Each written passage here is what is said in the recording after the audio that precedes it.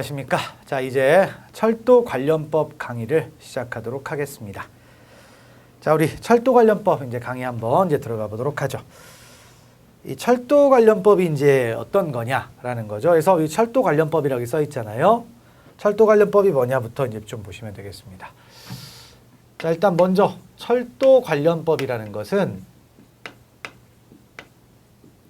법이죠, 법. 그래서 뭐가 있냐면 일단 첫 번째 철도 뭐가 있습니까? 안전법이라는 게 있죠. 철도 뭐가 있다? 일단 안전법이 있습니다. 자, 그런 게 있고요. 근데 이제 법이라는 것이 원래 법 하나로는 좀 해결하기가 힘들다 보니까 여러 가지가 좀 들어갈 수가 있겠죠. 자, 그래서 철도 차량 운전 규칙이라는 게 있습니다.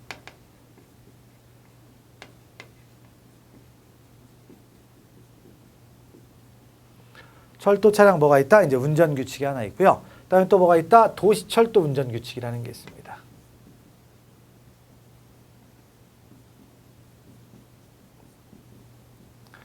자, 이렇게 있고요. 그다음에 이제 하나 더 이제 원래 없던 거죠. 하나가 추가가 됐습니다. 그래서 광역철도 운전 취급 세칙.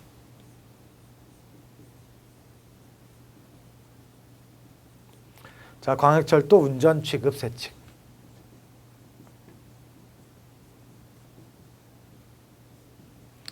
규칙입니다, 규칙. 그래서 자, 이렇게 해가지고 그 철도 관련법이 이제 규정이 되어 있습니다. 그래서 자, 이런 내용들을 여러분들이 이제 공부할 건데요. 자, 그럼 이걸 왜 공부해야 되느냐 해가지고 자, 우리가 이제 어떤 거냐면 바로 철도 차량과 관련해가지고 철도 차량 뭐가 있어요? 운전면허 제도라는 게 있죠.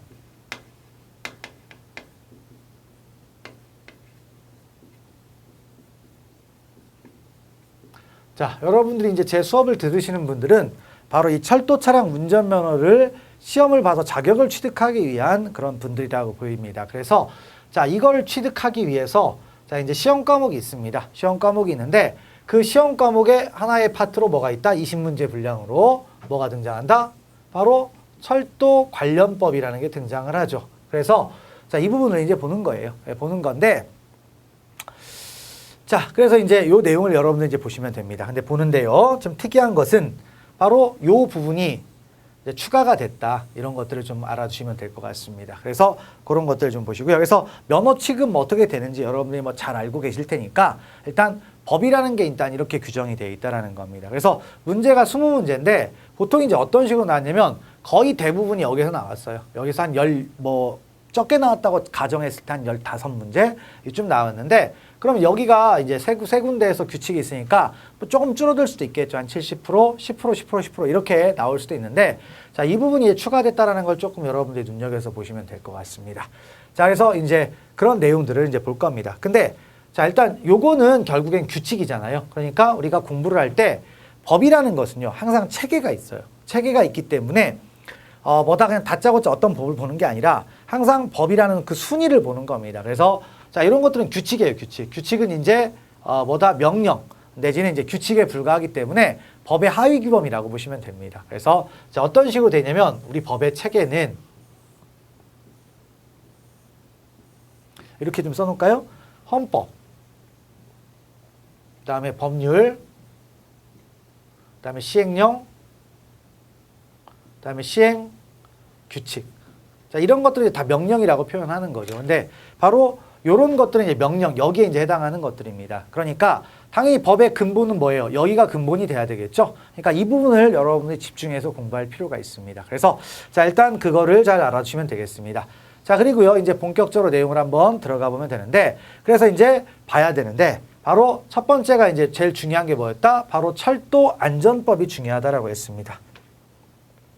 철도 안전법이 중요하니까 당연히 이 철도 안전법이 어떻게 이제 만들어져 있느냐? 그러니까 철도 안전법이 사실 왜 만들어진 거냐면요. 이 철도라는 것이 국가의 아주 중요한 기간 산업망이 되잖아요. 그리고 이제 이걸 운영하다 보면은 엄청나게 이제 안전과 관련된 문제가 많이 생깁니다. 그죠? 그러니까 과거에 뭐 생각을 해보게 되면 1993년이었나요? 요때쯤에 경부선 탈선 사고가 있어가지고 어마어마하게 많은 승객들이 돌아가셨어요. 그래서 그런 사고 관리 이런 것들이 이제 체계적으로 좀 이루어져야 되다 보니까 법이라는 게 필요한 거죠. 그래서 법이라는 게 이제 만들어졌다. 이제 그런 것들을 파악해 나가는 겁니다. 그래서 철도의 이제 안전법인데, 그래서 이제 그렇게 해서 법이 이제 물론 그것과 상관없지만 전체적인 규정이 이제 만들어진 겁니다. 근데 어디에 포인트를 두고 만든 거다? 바로 안전과 관련된 포인트를 두고 만든 겁니다.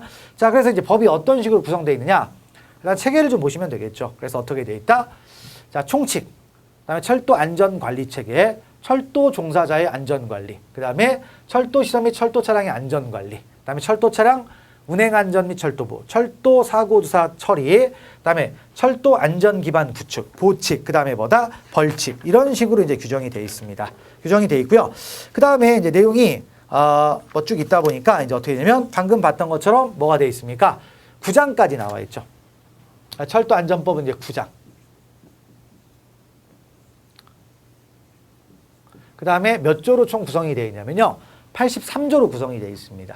과거에는 81조였는데 조문이 어딘가에 좀 늘어났습니다. 그래서 이제 83조로 구성이 되어 있다. 자, 이거를 좀 파악하시고 이 흐름을 좀 생각하시면 됩니다. 그래서 법이라는 것은 어떤 거다? 일단 총칙에서 이 법은 왜 만들었다? 그다음에 여기에 어디까지 적용하겠다? 그다음에 여기에 용어는 어떤 거다? 이런 것들을 써놓는 거예요. 그리고 세부적인 내용들은 여기에 쭉 들어가 있는 거죠.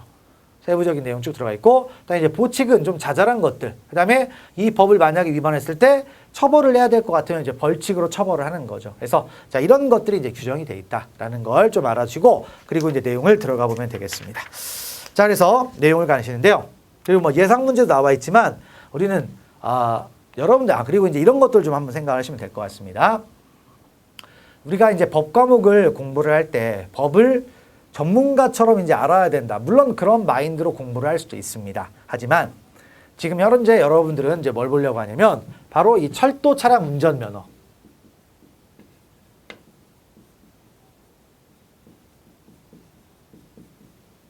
철도 면허죠. 쉽게 말하면. 자, 여기에 대한 시험을 보기 위한 공부 방법이죠. 공부를 하는 겁니다. 그러니까 시험을 봐야 되니까 시험 봐가지고 합격하면 되는 거예요. 그러니까 합격하기 위해서는 그 수험에 맞는 공부를 해야 됩니다. 그래서 너무 깊숙하게 들어가서 공부를 할 필요는 없습니다. 너무 깊숙하게 들어가는 것은 여러분들이 이제 현직에 나갔을 때 그때 이런 거구나라고 파악을 하면 되는 거지, 지금은 시험을 보는 과정이기 때문에 일단 먼저 큰 틀을 좀 잡고 가시면 좋을 것 같아요. 그래서 법에 보면은 우리 교재에도 뭐 그런 식으로 나와 있긴 한데 여기에 보면 어떤 거 딱 써 있으면서 막 그 시행령 해가지고 아주 기술적인 내용들이 쭉 나와 있을 수가 있습니다. 수치 같은 거 아주 자세하게 나올 수 있는데 그런 것들을 일단 당장은 꼼꼼하게 볼 필요가 있다 없다? 없다. 이제 그런 걸 좀 생각을 하시고요. 가시면 되겠습니다. 그래서 바로 수험 공부를 하는 사람들은 결과적으로 어떤 거예요? 자, 시험을 준비하는 거니까 문제를 잘 맞는 게 중요합니다. 그러니까 여러분들이 학습을 하면서 꼭 이 문제를 풀어보셔야 된다, 안 풀어보셔야 된다? 풀어봐야 됩니다. 물론 저도 수업을 하면서 이 문제를 풀 거예요. 풀 거니까 여러분도 같이 풀어보면서 이제 그렇게 해 나가시면 좋을 것 같습니다. 자, 일단 그렇게 이제 하시고요. 저를 믿고 잘 따라오시면 뭐 철도 관련법과 관련한 그런 시험 문제에서는 절대로 뭐 문제가 되지 않을 겁니다. 합격하는데 도움이 되면 도움이 됐지 절대로 해가 되지 않을 거니까 저를 믿고 충실하게 따라오시면 되겠습니다. 화이팅 하십시오. 자, 그걸 보시고 그럼 이제 본격적으로 내용을 한번 들어가 보도록 합시다. 근데 이번에 이제 이 교재는요, 처음 나온 교재는 아니에요. 그래서 계속 나왔던 건데 이번에 이제 책을 만들면서 좀 편제를 많이 바꾼 것 같아요. 그래서 좀 세련되게 좀 한 것 같은데, 그리고 세련되기도 했지만 좀 개정 내용들이 좀 들어가 있습니다. 그래서 그런 내용들을 좀 생각을 하시면서 보시면 될 것 같습니다.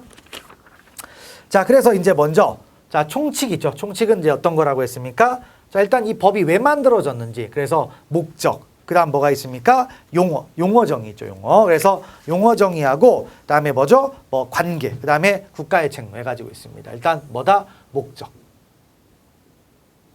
정의는 용어 정의예요. 그 다음에 다른 법률과의 관계.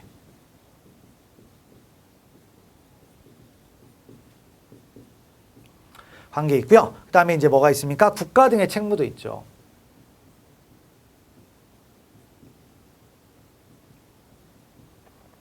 자, 이런 것들을 규정하고 있습니다. 그래서 이걸 보는 건데요.